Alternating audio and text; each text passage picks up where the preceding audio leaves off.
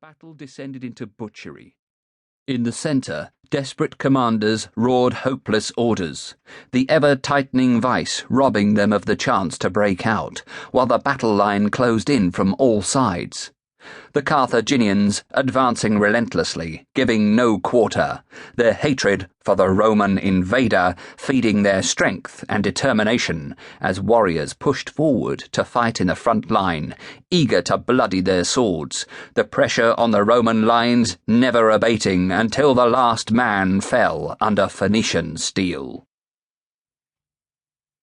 Chapter 1. The searing wind swept through the streets of Aspis and beyond to the harbour, the parched air whipping the wave crests of the gentle swell into a fine spray, as if greedily clawing at the water after its 500-mile trek across the arid Sahara. Atticus stepped out from the lee of a building into the flow of air and turned his face into the wind, breathing in deeply, sensing the enormity of the mysterious land in darkness before him, the hostile territory of the Carthaginians that pressed against the boundaries of the Roman-held port. He spotted the man he had searched for at the end of the street, and approached, the centurion turning to acknowledge him. "Cursed wind," he said. Atticus nodded. "The Sirocco," he replied, remembering his grandfather's teaching, and how that same wind shrouded his home city of Locri on the south coast of Italy with oppressive humidity every spring. "Any sign?" he asked. "None," Septimus replied, and the two men lapsed once more into silence as the pre-dawn light began to illuminate the landscape before them. The land along the coast was green and fertile, stretching east 1,000 leagues to Aegyptus and west to the Pillars of Hercules. For 40 generations it had been home to the Carthaginians, protected along its length by a mighty fleet that controlled the trading routes of the southern Mediterranean, until a year before, when the Romans humbled the Carthaginian navy at Cape Ecnomus, and thereafter invaded the once inviolate shores of North Africa.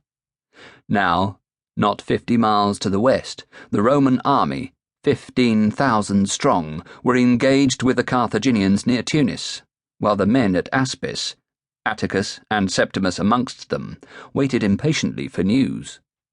Atticus looked to the eastern sky, watching slowly as the crimson skyline dissolved at the approach of the sun, the orb finally cresting the horizon with a spear of white light that flashed across the blue-grey sky. He looked over his shoulder and turned to walk back down the deserted street to the harbour. He paused at the water's edge, his gaze ranging over the 40 galleys tugging gently on their anchor lines near the shore. As a praefectus classis, a prefect of the fleet, these ships were under his command, and his own galley, the quinquereme Orcus, was moored in the centre of the formation.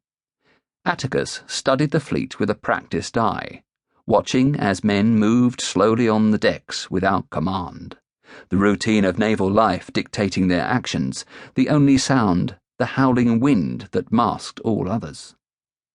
Atticus had come ashore an hour before, succumbing to a sudden compulsion to escape the confines of the Orcus, anxious to learn if any messenger had arrived during the night. It was an escape he had never sought from his previous ship, the Aquila, and he wondered if there would ever come a time when he would consider the Orcus as anything more than just another ship of the Classis Romanus, the fleet of Rome. He turned once more to the figure standing at the end of the street, the centurion's tall stature imposing even from 50 yards. Septimus was motionless, standing resolutely in the face of the wind, his attention still fully drawn to the far southern horizon. Atticus began to walk back towards him. He glanced left and right down the narrow laneways as he walked, briefly spying individual or small groups of legionaries, the men emerging slowly from the homes that had been commandeered to house them, just ahead of the clarion call of the vigili, the night guardsmen ending their watch by rousing the camp. He looked once more to Septimus and immediately noticed the tension in the centurion's shoulders, his body leaning forward at the waist.